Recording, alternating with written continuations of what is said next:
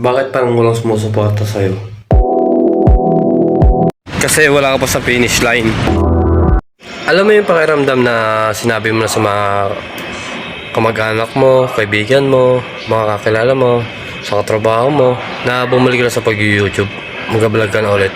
Oo, marami natuwa, marami naging masaya. Pero in reality, wala nangyari. May nagsabi pa nga na susuportahan ka namin, sige lang, tuloy mo lang yan. In reality, wala silang pakialam sa pagod mo, sa struggle mo, sa ginagawa mo.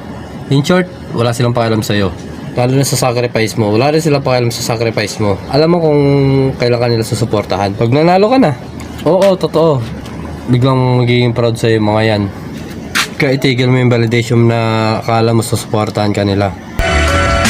Manalo ka muna bago ka nila mapansin. Bago sila maging proud sa'yo.